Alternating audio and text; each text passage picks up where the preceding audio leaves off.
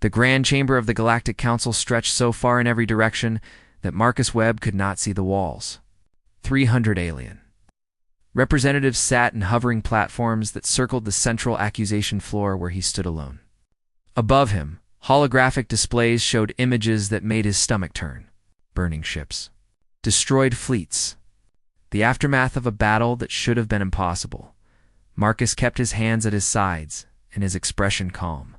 He had faced hostile boardrooms on Earth, negotiated with warlords during the resource wars, had stared down assassins in dark alleys.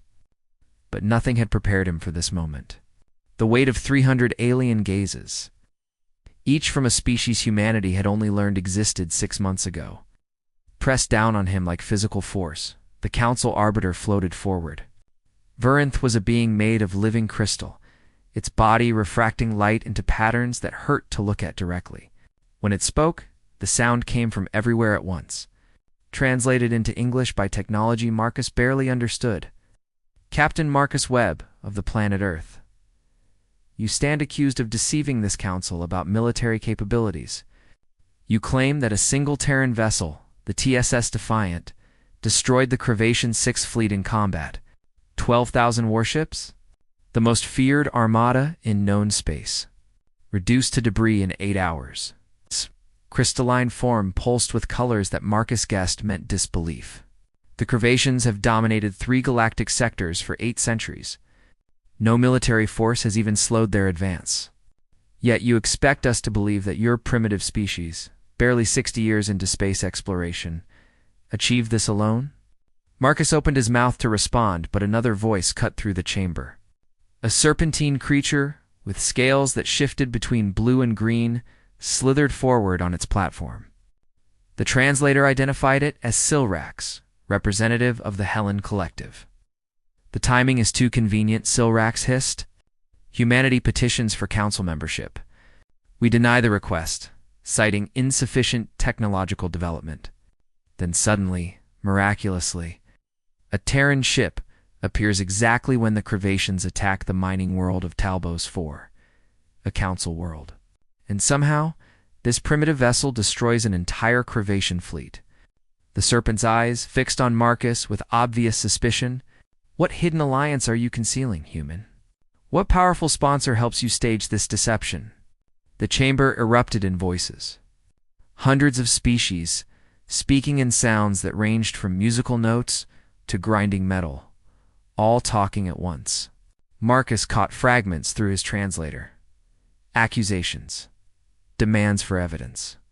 Calls for humanity to be quarantined until the truth emerged.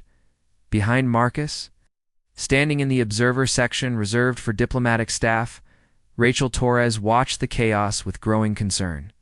She had served as Earth's primary xenodiplomat for 3 years, had studied every piece of information humanity possessed about galactic politics, and she understood what was really happening here. The Council was not seeking truth. They were seeking a scapegoat, something they could blame for the embarrassment of being saved by a species they considered beneath notice. Rachel activated her personal communicator, breaking protocol. She knew it would draw attention, knew it might make things worse. But Marcus needed support, and she would not let him stand alone. Her voice cut through the chaos amplified by the chamber's acoustic systems. We are not concealing anything. We are telling you exactly what happened. Whether you choose to believe it is your decision, not our responsibility. The chamber fell silent. 300 alien faces turned toward her. Rachel felt her heart hammering but kept her expression steady. She had learned one thing in her years of diplomatic service. Aliens respected confidence more than submission. Varen's crystalline body rotated to face her. You dare interrupt council proceedings? I dare to speak truth to power, Rachel replied. Because someone needs to. A new figure appeared on one of the hovering platforms. This creature was massive, easily 3 times the size of a human, with thick armor plating and eyes that glowed red. The translator identified it as a Crevation, the species that humanity had supposedly defeated. The human speaks of truth, the Crevation ambassador rumbled, its voice like an avalanche. Then let us examine truth. My people sent the 6th Fleet to the Talbos system on a legitimate security operation. This Terran vessel interfered in Crevation affairs and destroyed military assets worth trillions in resources. We demand compensation. We demand that Earth be placed under immediate quarantine, and we demand access to whatever weapons technology allowed this attack. Marcus felt ice spread through his veins. The Crevation was not denying the battle happened. It was claiming humanity had committed an act of war. This was not a trial about credibility. It was a trap, security operation, Marcus said, his voice carrying across the chamber. Is that what you call the execution of civilian populations? Because that is what the Defiant found when it arrived at Talbos 4. Your ships were bombarding population centers. Your soldiers were killing anyone who resisted. That is not security. That is genocide. The Crevation ambassador's eyes blazed brighter. You accuse us of crimes to justify your own aggression. Typical primitive thinking. The Council will see through these lies. But something strange was happening in the chamber. Several of the alien representatives were shifting uncomfortably on their platforms. A few were accessing data screens, checking information that Marcus could not see. And one small creature, barely larger than a human child, with skin like tree bark, suddenly spoke in a trembling voice. Ambassador Verinth, I request permission to present evidence. Verinth's crystalline form pulsed with irritation. This is not the time for... It is exactly the time, the small alien interrupted.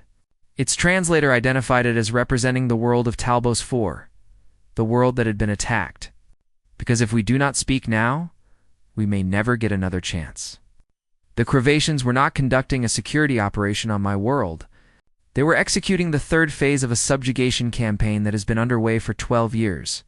They have been doing this across 16 council worlds, and we have been too afraid to speak about it until now. The chamber exploded in shocked voices.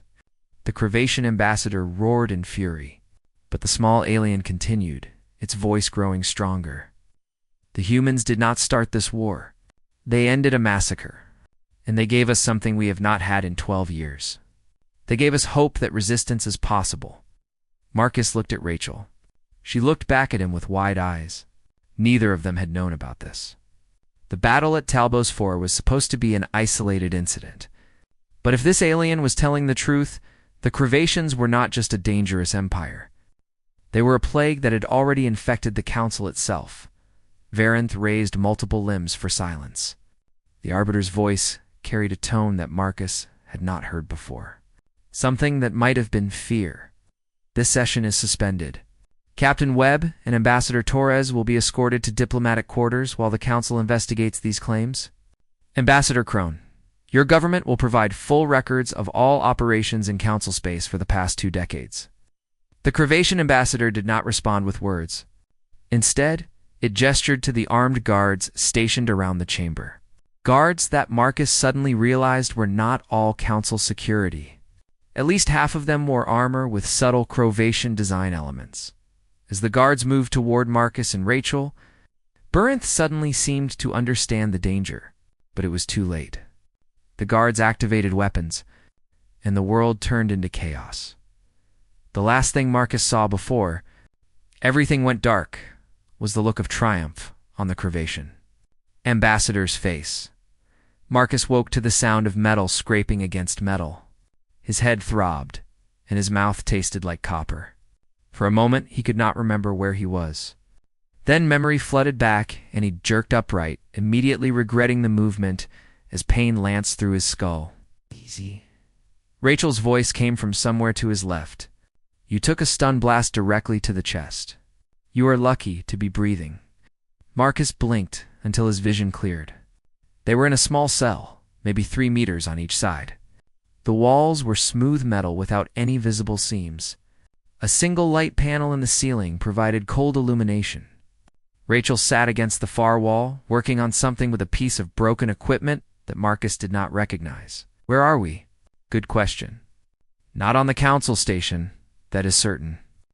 We have been moving through jump space for at least 6 hours, based on the vibration patterns. My best guess is we are on a Crevation detention ship. Rachel did not look up from her work. The good news is, we are not dead. The bad news is, They probably want to interrogate us before they kill us. Marcus forced himself to stand, using the wall for support. His diplomatic uniform was torn and scorched from the stun weapons. How long was I unconscious? About 4 hours. I have been awake for 2, trying to access the ship's systems through this maintenance port. Now, she gestured to a small panel near the floor that she had somehow pried open. The Cravations are not as careful about security as they should be.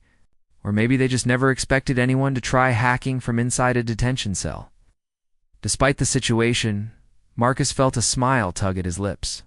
Rachel Torres had been a military intelligence officer before joining the diplomatic corps. Earth had chosen its representatives carefully, knowing they might face situations exactly like this. What have you found?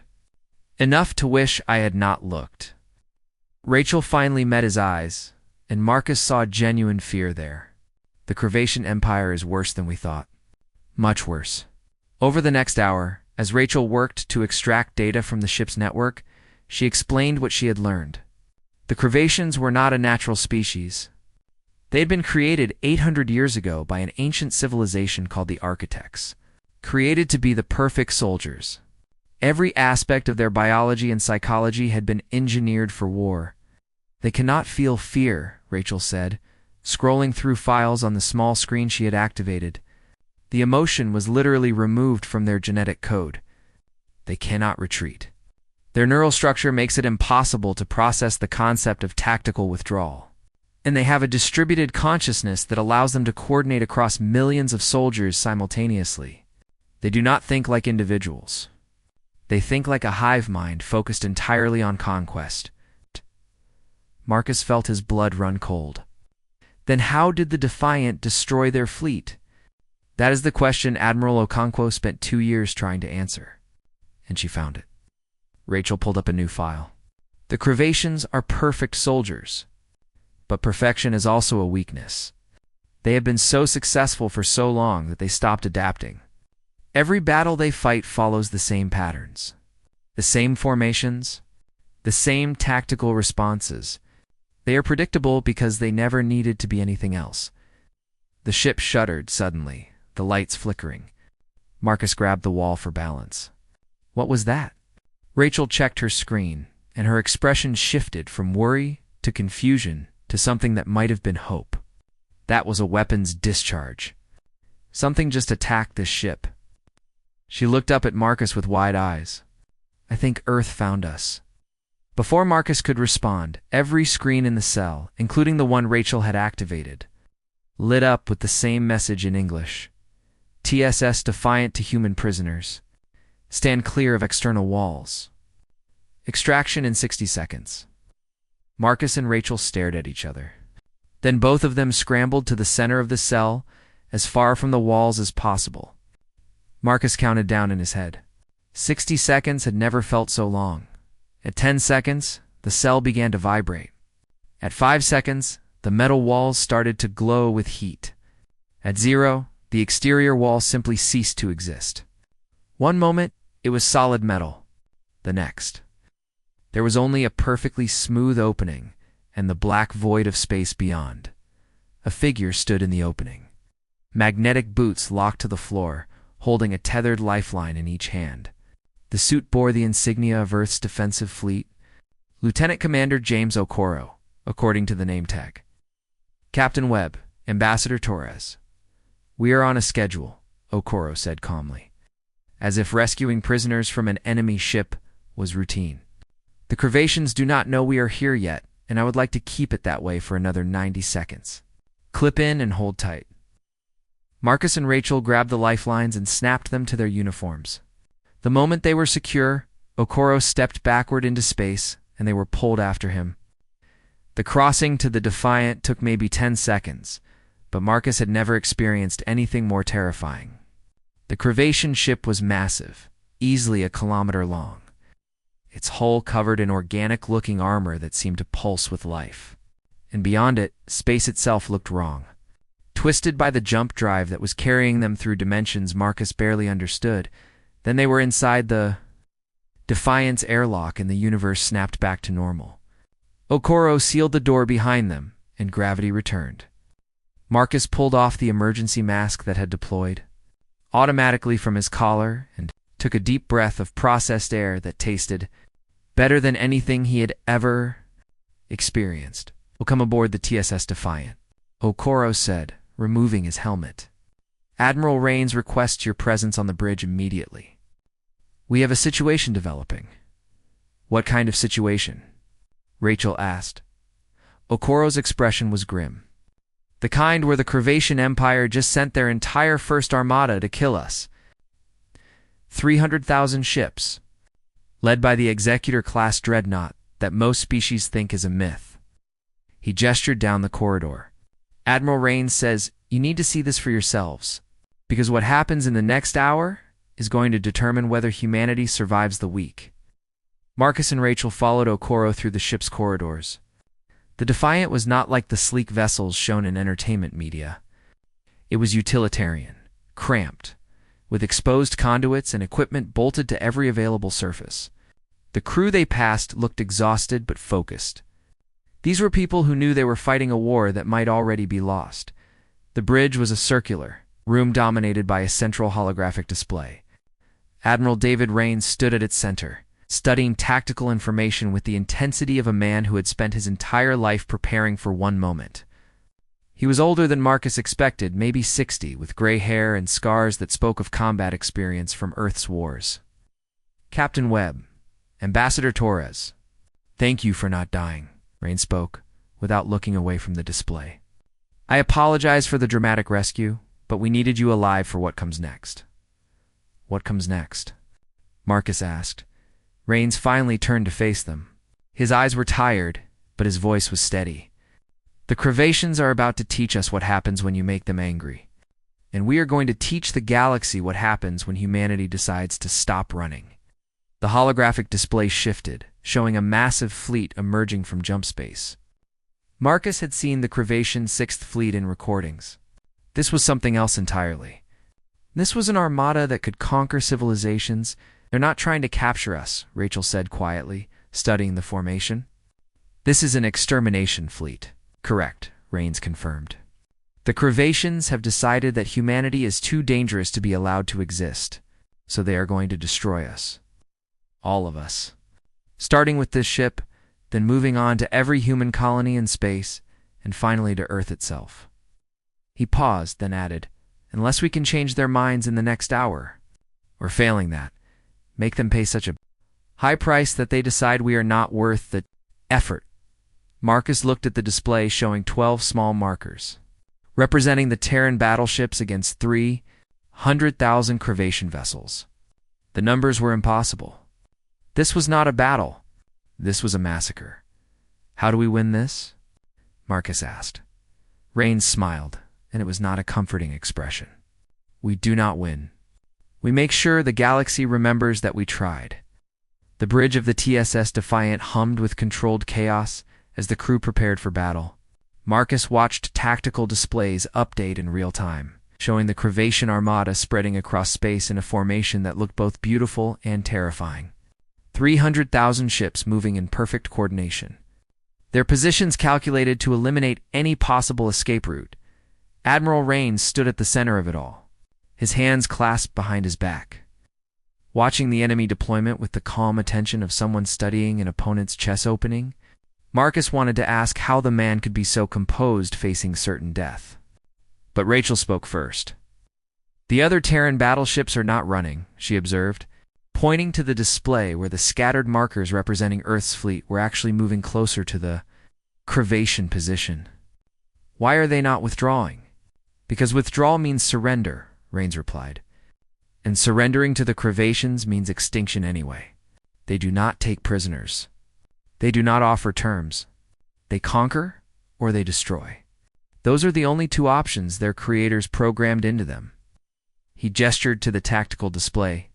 "So we have chosen a third option. We are going to break their programming." Lieutenant Commander Okoro approached with a data pad. "All ships report ready, Admiral. The communication network is active and broadcasting on Crevation coordination frequencies. The drone packages are deployed and waiting for your signal." Goodrains turned to face Marcus and Rachel. "What you are about to see is going to seem impossible. The Cravations think the same thing, which is why it will work. Once, the main display shifted to show the Cravation flagship. The Executor-class dreadnought was almost too large to comprehend. It had its own gravitational field. Its weapons could crack planets. And it sat in the center of the enemy formation like a dark god of destruction. The Cravations have fought wars for 8 centuries, Rains continued. They have perfected the art of overwhelming force. Their tactics are mathematically optimized. Their responses are predetermined and proven. They win battles before they even start by achieving such complete superiority that resistance becomes meaningless. He smiled grimly. But mathematics has one weakness. It assumes your opponent will follow the rules. The battle began with a signal that Marcus never saw Rains give. The 12 Terran battleships suddenly accelerated in 12 different directions, breaking any semblance of formation, each one heading toward a different sector of the Cravation deployment. On the tactical display, the Cravation formation rippled with response. Their perfect coordination allowed them to adjust instantly to the human movement, closing gaps, redirecting firepower, maintaining mathematical superiority regardless of how the Terrans maneuvered. They think we are panicking, Rains said quietly. They think inexperienced primitives are abandoned, in coordination and fleeing in terror, which is exactly what we want them to think. Then the Terran battleships began broadcasting. Marcus heard fragments of it through the bridge speakers. Hundreds of voices speaking in languages that his translator identified as Cravation command codes. Fleet movements, all contradicting each other, all coming from what appeared to be Cravation command vessels. The Cravation formation shuddered. Not much. Just a microsecond of hesitation as their coordination. Network tried to process conflicting information from sources that appeared legitimate. In human terms, it would be like receiving orders from your superior officer and an identical twin of your superior officer, both claiming to be the real one. Cannot copy their signals perfectly, Okoro explained, watching the data flow across his screen. Our technology is too primitive, but we can get close enough that their automated systems hesitate while trying to verify authenticity. And in space combat, a microsecond of hesitation can be fatal. 300,000 Cravation ships began firing on targets that the fake commands had designated. Half of those targets were phantom signatures created by Terran drones. The other half were Cravation ships that the confused network had mistakenly identified as threats. The formation, so perfect moments before, began to fracture. Not collapse, just fracture. Ships adjusting position to avoid friendly fire. Weapon systems cycling down to prevent targeting errors. The mathematical perfection degraded by 7%, then 12%. Marcus watched in amazement as the Cravation armada began damaging itself. It is working. For 90 seconds, Rains said. Then they will adapt. He was right. The Cravation response came exactly 93 seconds after the jamming began. Every ship in their fleet went dark. Communication networks severed. Automated coordination disabled. The massive armada transformed from a perfectly synchronized machine into 300,000 individual vessels operating on manual control. It reduced their efficiency dramatically, but it eliminated the confusion. The wall of firepower that followed was beyond anything Marcus had imagined. Energy weapons that bent space itself, kinetic projectiles moving at relativistic speeds, molecular disruptors that could tear apart matter at the atomic level. 2 Terran battleships vanished from the tactical display in the first volley, simply ceased to exist. A third ship, the TSS Valiant, lost engine control and began spiraling toward a nearby star's gravity well. Marcus watched the crew evacuation markers appear, knowing that most of those people would not make it to escape pods in time. They adapted, Rachel said, her voice hollow. They broke their own doctrine. They did, Rains agreed. Which means we succeeded. Marcus turned to stare at him. Succeeded? We just lost 3 ships. We are about to be annihilated. We proved they can change. Rains pointed to the display. For 800 years, The Cravations have conquered through inevitability. They do not adapt because they never needed to, but we just force them to break their own coordination network. We force them to choose between perfect efficiency and confused destruction. We prove they are not unstoppable. He paused. Now we need to make sure the right people see that proof. Rachel understood first. Her eyes went wide. This is not about winning the battle. This is about sending a message. The entire galaxy is watching. Every civilian frequency, every news network, every diplomatic channel, Rains confirmed. We have been broadcasting since the moment the Cravations arrived. We are showing every species that has lived in fear for centuries that the unstoppable empire can be stopped. That resistance is possible. The display showed more Terran ships taking damage. The Cravation fleet was recovering its coordination, adjusting to manual control, preparing for the final assault. Marcus could see the calculations in the formation changes. They were not just going to destroy the remaining Terran battleships. They were going to ensure complete annihilation. A lesson written in debris. Then something unexpected appeared on the sensor screens. New signatures emerging from jump space. Hundreds of them. Then thousands. Sensor analysis, Okoro said, his voice tight. Multiple fleet signatures incoming. Configuration matches Council Alliance vessels. Estimate 3,000 ships and counting. But the display showed something else. These were not military fleets. The signatures were wrong. Too varied. Too scattered. Marcus leaned closer and read the identification tags. Cargo haulers. Mining vessels. Colony transports. Private ships. The sensor net was detecting civilian craft from hundreds of different species, all converging on this location. They are coming to help, Rachel whispered. The civilians are coming to help us. Rains watched the display with an expression Marcus could not read. Pride, maybe, or sadness. They heard our message. They heard that humanity would rather die fighting than live in fear. And they decided today is the day they stop running too. On the display, the Cravation formation shifted. The Executor Dreadnought, silent until now, began charging its primary weapon. The energy readings were astronomical. This was not a ship-killer weapon. This was a planet-killer weapon. They are targeting Earth, Okoro said, his voice breaking slightly. 3 light years away, the beam will take 8 minutes to cross that distance. But when it arrives, it will sterilize everything in the system. Orbital stations, defense platforms, everything. Admiral Rains stood perfectly still for 3 seconds. Then he turned to his crew. All ships. Position yourselves between the Executor and Earth. We have 8 minutes to find a way to stop that weapon, or die trying. Marcus felt the Defiance engines roar to life. The ship was accelerating toward the Dreadnought, not away. Toward the weapon that could crack planets. It was suicide. But as he looked around the bridge, at the faces of people who knew they were about to die, Marcus saw no fear. Only determination. The Cravation First General's voice suddenly echoed across every speaker on the ship. Transmitted on open frequencies. You have made us change, humans. You have forced us to break our own doctrine, to acknowledge that adaptation is necessary. For this, we will ensure your species is remembered. We will make your system a monument to the cost of challenging the Cravation Empire. Rains grabbed the communication console. This is Admiral Rains to all Terran vessels and allied ships. The Cravations are about to fire a weapon that will destroy Earth. We cannot stop it, but we can make sure the galaxy remembers that we died trying to save our home. He paused.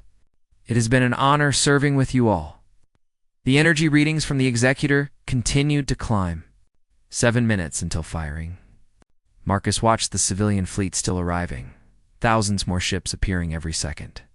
All these species coming to help fight an enemy they could not defeat. Coming because humanity had shown them that courage mattered more than victory. Rachel grabbed his hand. They stood together on the bridge, watching the countdown, waiting for the moment when the Cravation Empire would prove that resistance was futile after all. 6 minutes. 5 minutes. 4 minutes. The energy building and the Executor's primary weapon made. space itself ripple on the sensor displays. Marcus watched the countdown and tried to think of something meaningful to say, some last words that would matter. But his mind was blank except for one thought.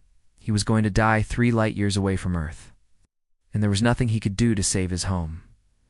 Then Rachel gasped and pointed at her data screen. "Admiral, look at the Crevation communication networks." Rains moved to her position, his eyes scanning the data. His expression shifted from grim acceptance to something approaching wonder. "How is this possible? What is happening?" Marcus asked. Rachel turned her screen so everyone could see. The Crevation Empire is receiving transmissions from inside their own territory. Worlds they conquered centuries ago. Populations they have suppressed for generations. They are all broadcasting at once, all of them saying the same thing. On the screen, text scrolled past in dozens of languages. Marcus's translator struggled to keep up. But the core message was clear across all of them. If humanity can resist, so can we. "They have been listening to our broadcast," Rain said quietly. "Every suppressed world, every enslaved population, every conquered species that has been waiting for 800 years for a sign that rebellion was possible. They just got that sign." The tactical display showed the Crevation communication network lighting up like a web. Not with military coordination, but with millions of individual voices crying out simultaneously. The perfect system designed for fleet coordination was being overwhelmed by the one thing it was never designed to handle: hope. On the bridge of the Executor, the first general faced a choice no Crevation commander had confronted in centuries. Continue the attack on Earth and ignore the uprisings, demonstrating that rebellion would be crushed without mercy. Or respond to the internal threats first, showing that the Empire was vulnerable after all. The countdown reached 3 minutes, then stopped. The energy readings from the Executor's weapon began to decrease. Not rapidly. Such a massive system could not simply be turned off. But the charging cycle had halted. The first general had made his decision. "They are retreating," Okoro said, disbelief clear in his voice. "All Crevation vessels are withdrawing to jump positions." Marcus could not believe what he was seeing.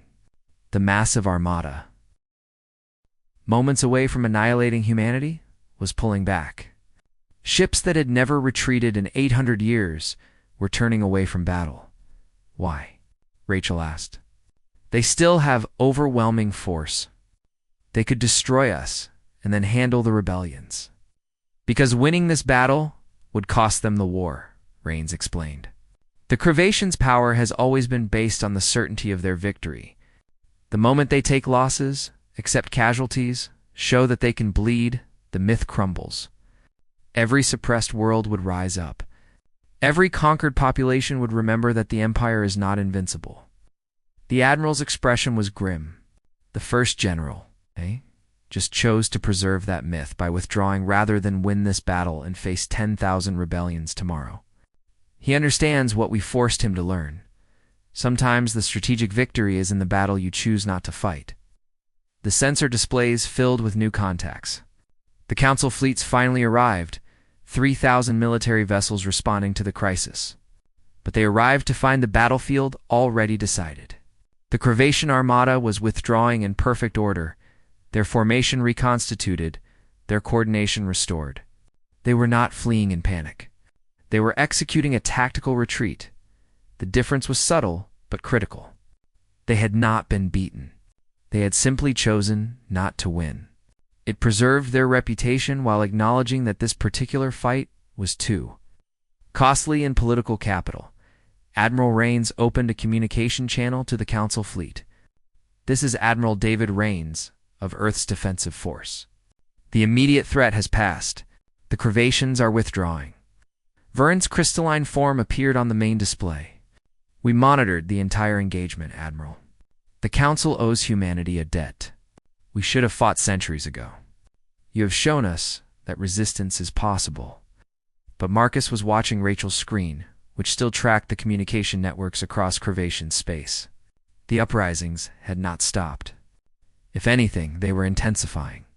Worlds that had been silent for centuries were suddenly broadcasting calls for independence. Suppressed populations were rising up, knowing that the Empire was vulnerable. "We did not just stop one battle," Marcus said quietly. "We started a war," Rains nodded. "A war that should have been fought 800 years ago. The galaxy has been paralyzed by fear. We just reminded them what courage looks like." Over the next hours, diplomatic transmissions flooded in from across known space. Formal alliances. Defense pacts.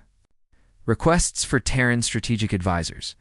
Species asking Earth to teach them not how to build better weapons, but how to think like humans thought.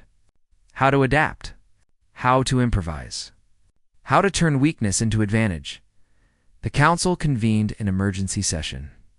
Marcus and Rachel were invited to attend, this time not as accused criminals, but as honored guests. The diplomatic chamber was different now. The same 300 alien representatives sat in the same hovering platforms. But the atmosphere had changed. Fear had been replaced with something Marcus recognized from his military service: the grim determination of people who had decided they would no longer run. Verth addressed the assembly. "For 2 centuries, this council has operated under a shadow government. We negotiated with the Crovatian Empire not as equals, but as subordinates. We called our surrender agreements by different names: protected sectors, neutral zones, diplomatic arrangements, but they were surrendered nonetheless." The Arbiter's crystalline form pulsed with colors Marcus had learned meant shame. "Humanity has taught us something we forgot: that dignity matters more than survival, that courage can be more powerful than weapons, that sometimes the only way to live is to be willing to die." The vote was unanimous. The Galactic Council declared the Crovatian Empire in violation of every treaty and accord that had been signed in the past 8 centuries. A state of collective defense was enacted. 3,000 military fleets became 30,000 as civilian vessels were converted, as reserves were activated. As species that had not fought in generations remembered how to build warships. But Marcus felt no triumph. He watched the tactical displays showing the Crovatian Empire's borders. The first general was not idle. Reports came in of Crovatian commanders studying human military history, learning about unpredictability, preparing for enemies who refused to follow established rules of warfare. "We taught them they could adapt," Marcus said to Admiral Rains during a quiet moment. "Next time we fight them, they will be ready." "Good," Rains replied. "War against a predictable enemy is slaughter. War against an adaptive enemy is chess. And humanity has been playing chess with itself for 10,000 years." He gestured to the display, showing the growing Alliance fleet. "Besides, we are not the same either. Every day, more species join the coalition. More worlds remember what freedom tastes like." Rachel approached with her data pad. "Admiral, we are receiving a priority transmission from Earth. Admiral Okonkwo wants to speak with you privately." Rains excused himself, leaving Marcus and Rachel alone on the observation deck. Through the transparent hull, they could see the gathered fleets. Thousands of ships from hundreds of species, all here because one Terran battleship had refused to surrender. "Do you think we can win?" Rachel asked. Marcus considered the question. The Crovatians still control vast territories. They still have the most powerful military in known space. They have 800 years of conquest to draw upon. And now we have taught them to be better warriors. "That is not an answer," no, Marcus agreed. "But it is the truth. We did not end the war today. We just made it possible for the war to be fought. Whether we can win depends on whether the galaxy can remember why it is worth fighting for." Below them, on the planet they orbited, Marcus could see lights from cities that had been dark under Crovatian occupation. Populations celebrating their sudden freedom. Children who would grow up knowing that the Empire was not invincible. And somewhere out in deep space, the Crovatians were watching the same thing, learning the same lesson. The war was not over. In many ways, it was just beginning. But for the first time in 800 years, victory was possible. And that made all the difference. 3 months had passed since the battle that everyone now called the Defiant Stand. Marcus Webb sat in his new office aboard Unity Station, the rapidly constructed headquarters for the Galactic Defense Coalition. Through his window, He watched ships from 200 species conduct joint training exercises. Ships that had never worked together now flew in coordinated formations. Species that had been enemies were learning to fight as allies. But the victory celebrations had faded quickly. Intelligence reports covered Marcus's desk, each one more concerning than the last. The Cravatian Empire was changing in response to what humanity had done, and not in ways the Coalition had hoped. Rachel entered without knocking, carrying her own stack of reports. She looked tired. They all look tired these days. The first general has been replaced. Not executed. Not retired. Replaced by something new. Marcus looked up. What do you mean new? The Cravatians have created a command council. 7 generals who share authority instead of one supreme leader. They are studying humanity's concept of distributed decision-making. They are learning to value different perspectives. Rachel sat down heavily. We wanted them to adapt. They are adapting, just not in the way we expected. The reports detailed Cravatian battle tactics from the past month. They were no longer following their ancient patterns. They were experimenting, testing new formations, deliberately introducing randomness into their deployments, learning to be unpredictable. We created a monster, Marcus said quietly. No. Admiral Raines's voice came from the doorway. He entered, carrying a data tablet. We created an enemy. There is a difference. Monsters cannot be beaten because they do not follow rules. Enemies can be beaten because war is a conversation, and conversations can be won. Raines placed his tablet on the desk. It showed a tactical simulation. The Cravatians are learning from us. Good. That means we can predict their learning process. They are studying human history, analyzing our wars, understanding our strategies, which means we know what they know. That does not help us, Rachel said. They have centuries of combat experience and resources we cannot match. They have something more dangerous than that, Raines replied. They have fear now. We taught them that they can lose. And fear makes people dangerous. He smiled grimly. But fear also makes people make mistakes. And mistakes can be exploited. Marcus understood. You want us to fight an enemy who is learning to think like us by thinking like them. I want us to fight an enemy who is becoming more human by remembering that we are not human at all. We are something they have never encountered. Not because we are better warriors, but because we have been fighting ourselves for our entire history. Raines pulled up new displays. The Cravatians are learning human tactics. But tactics are not strategy. And strategy is not philosophy. They do not understand why we fight, only how. The door opened again.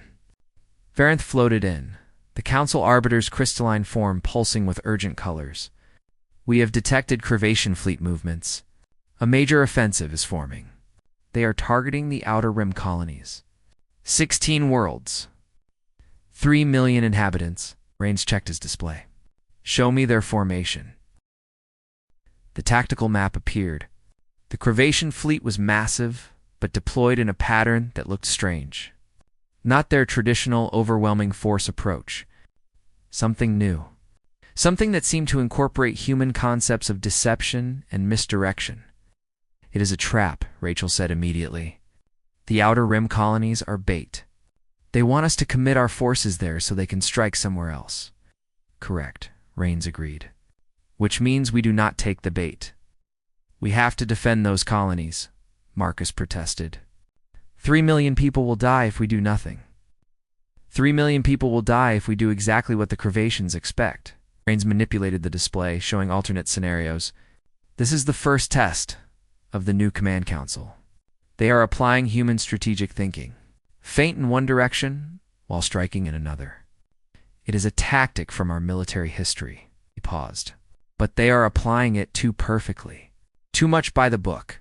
They are following the manual instead of understanding the principle. Marcus began to see it. They are learning tactics, but not improvisation. They know the moves, but not when to break the rules. Exactly. Raines began issuing orders to his staff. We defend the Outer Rim colonies with a minimal force. just enough to make it look like we fell for the trap. Then we position our main fleet where the Crevations do not expect us. Not where we think they will actually strike, but where their historical pattern suggests they would strike if they were not trying to be unpredictable. Rachel frowned. That is incredibly risky. If you are wrong about their intentions, we lose both the colonies and our main fleet. Yes, Rains agreed, which is why it will work. The Crevations are learning to think like humans, but they are not learning to think like specific humans. They are studying generals and strategists. They are not studying gamblers and poets and artists. They do not understand that humanity's real strength is not in our tactical manuals. It is in our willingness to break every rule we have ever written. The orders went out. The coalition fleet split. 1/3 deployed to the outer rim in an obvious defensive posture. The rest, including the 12 Terran battleships, vanished into deep space using stealth technology that barely worked but might be enough to fool Crevation sensors. Then they waited.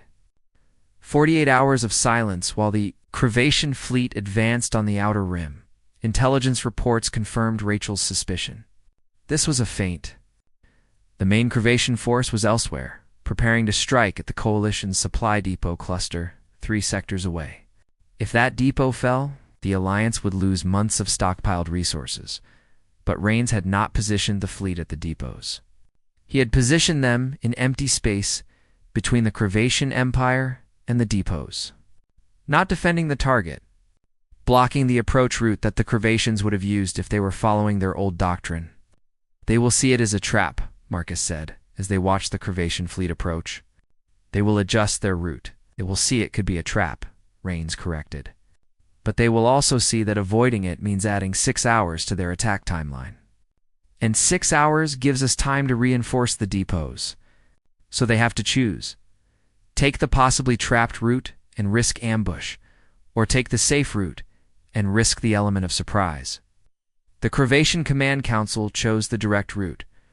Marcus watched their fleet advance straight toward the Coalition's hidden position.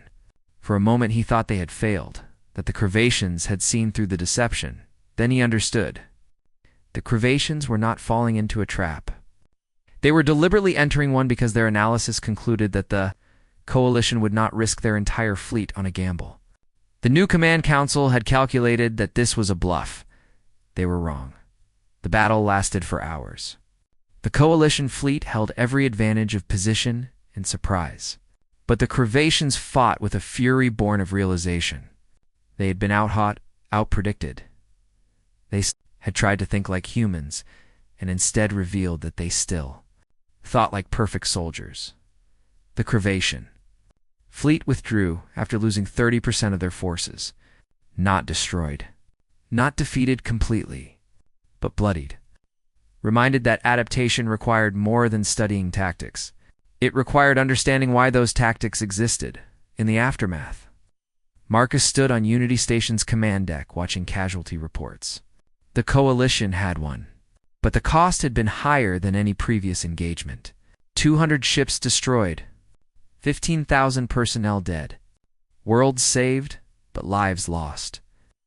It does not feel like victory, he said to Rachel. 'Cause it is not, she replied. It is survival. Victory comes later, maybe years from now, maybe decades. The Crevations will learn from this battle, just like they learned from the last one. They will adapt, and we will have to adapt to their adaptation. Admiral Rains joined them, looking older than he had 3 months ago. The war is going to last a long time. The Crevations have centuries of momentum. We have months of hope. But hope can be more powerful than momentum if you feed it correctly. What happens now? Marcus asked. Now we train, build. We prepare for the next battle, and the one after that. The Crevations are becoming better enemies. So we need to become better at being human. Rains gestured to the display showing the Coalition fleet. Every species out there brought something unique to this alliance. Different ways of thinking. Different approaches to problems. The Crevations are learning human tactics. But we are learning to combine the wisdom of 200 species. That is an advantage they cannot match. Over the following weeks, Marcus watched the coalition evolve. Joint task forces that mixed human strategic thinking with alien technological advantages and xenosociological insights. Each species bringing its unique perspective, creating something no single race could achieve alone. The Cravatian Empire controlled vast territories. Their military was still the most powerful in known space, but they were no longer expanding. Instead, they were fighting. Fighting external enemies, fighting internal rebellions, fighting the realization that 800 years of dominance had made them rigid. When they needed to be flexible, Marcus received a final message from Earth. Admiral Okonkwo, now Supreme Commander of Earth's defensive forces, had been monitoring everything. Her message was brief. The Cravatians will be back. They will be smarter next time, more dangerous, more human in their thinking. But they will also be more vulnerable, because the moment you start thinking like your enemy, you start making your enemy's mistakes. And humanity has 10,000 years of experience making mistakes and learning from them. Use that advantage. Make them think they understand us. Then show them they never will. Marcus turned to Rachel. Do you think we can win this war? She considered the question for a long moment. I think we can fight this war. Whether we win depends on whether we can remain more adaptable than our enemy. The Cravatians are learning to think like us. We need to make sure we do not start thinking like them. What do you mean? The Cravatians were created to be perfect soldiers. We are teaching them to be imperfect. But imperfection is only an advantage if you remember why you are fighting. Rachel looked out at the gathered fleets. We cannot let this war turn us into the empire we are fighting against. That would be their real victory. Marcus understood. The true battle was not just military. It was philosophical. The Cravatians wanted to make the galaxy submit through force. The Coalition was trying to inspire the galaxy to resist through choice. If the Coalition became as ruthless as the Empire in pursuit of victory, they would lose even if they won in deep space. Aboard the reconstructed Executor Dreadnought, the Cravatian Command Council studied the battle data from their latest defeat. 7 generals who had never existed before humanity forced the Empire to change. They analyzed human tactics, learned human strategies, prepared for the next encounter. But one of them, the youngest of the council, made an observation that chilled the others. We are learning what humans do, but we do not understand why they do it. They sacrifice themselves for others. They fight for concepts we have no words for. They value things we were designed not to value. Another general dismissed the concern. Those are weaknesses, inefficiencies in their design. Perhaps, the young general replied. But those inefficiencies keep defeating our efficiencies, which suggests we do not understand what efficiency means in this context. The council had no response to that. They returned to their analysis, to their preparation, to their study of an enemy that refused to be understood, and across the galaxy, on thousands of worlds. Populations that had lived in fear for centuries looked up at the stars and remembered something they had forgotten. That freedom was worth fighting for. That courage could defeat certainty. That the galaxy belonged not to the strongest, but to those who refused to surrender their right to choose their own destiny. The war was not over. It had barely begun. But for the first time in 800 years, the outcome was uncertain. And uncertainty meant hope. And hope was the most dangerous weapon humanity had ever given the galaxy. Retriclod can make mistakes. Please double-check responses. Sonnet 4.5.